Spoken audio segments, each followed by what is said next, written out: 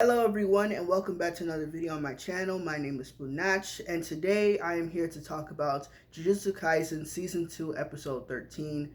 And wow, I really love this episode.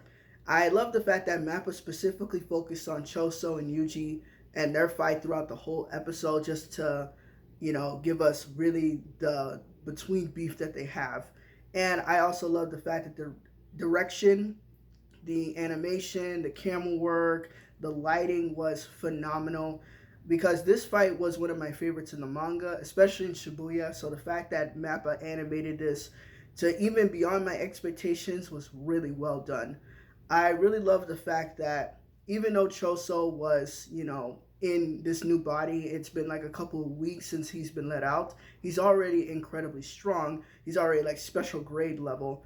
And it clearly shows when it comes to his techniques. I love the fact that when it comes to this fight, we see, of course, his convergence, we see his blood blade, we see supernova, blood meteorite. It's just so incredible of a technique of blood manipulation. And yes, the fact that even though he can manipulate his body on the outside, but also the inside, and also the fact when it comes to Mekamaru, we see a little bit of him too. He comes up with this great plan. Like he doesn't know the exact weaknesses of the Kamo clan, but the fact that he was like, okay, maybe water would actually make him weak, in order for to Yuji to attack him when he's not at full strength, in order to get an advantage. But of course, even though Choso couldn't use his blood manipulation on the outside, he manipulated his blood on the inside, making him still capable of fighting, even though he doesn't have that much experience. And like I said, it was still a really good fight. I love both Yuji and Choso, so their back and forth was incredible to see. You see the lighting between them, of course, the blue and red contrast. Usually, that's characters that have like conflicting ideologies. You see in like Naruto, and you see in Boruto, of course, the main character and their rival. So I'm glad they added that as well. Besides that, yes, Yuji did lose. However, he did the best he could. I love the fact that when it comes to JJK, Yuji is the main character, but you give other characters to shine. Like even he said it in this episode. He doesn't have to be the one to save Gojo Sensei, even though he should because he's the main character. It's pretty realistic because Yuji is strong, but a lot of characters just overpower him in so many ways. Like he doesn't stand a chance against most of these characters on his own, and he does need help most of the time. So that was interesting to note. Another thing about this episode is the fact when it comes to the memories. Now, I've seen a lot of anime onlyers think that Sukuna was the one who did that, or I've seen some people say the two girls at the end that loved Ghetto, the original Ghetto, they think that probably they had something to do with it. But for me, when I was reading the manga for the first time, I was thinking that maybe Yuji had like memory manipulation because it's the same thing what happened with Toto, where Toto was kind of having like these fake memories, and it was seen as a joke.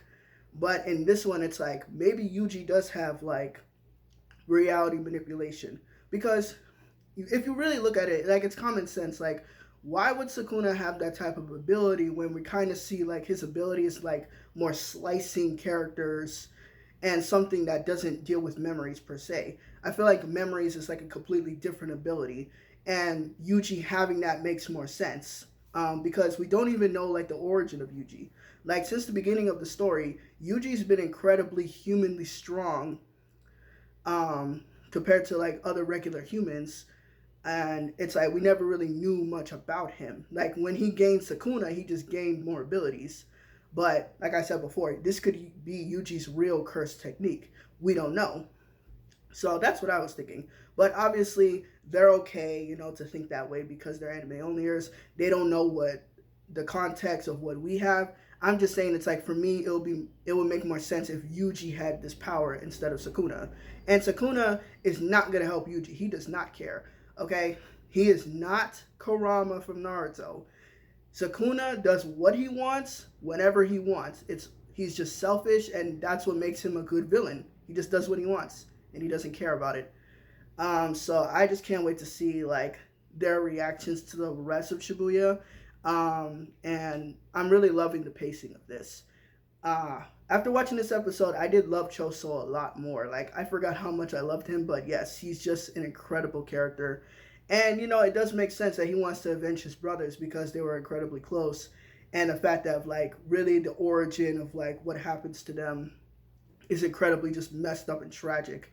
So, and the fact that Yuji has a connection with Choso makes things more interesting. And even in the end, it's alluded to like maybe he's related to them in a way. As you also see the other siblings that are in the jars also on the table as well. I think Mappa did an incredible job adding that. It was really cool.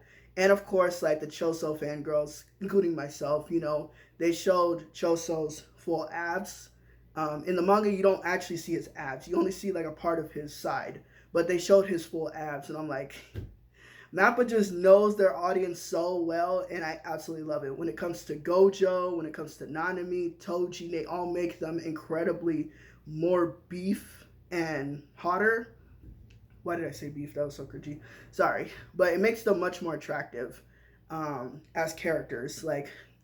But yeah, that's the end of my review. And once again, this episode, phenomenal. I absolutely love it.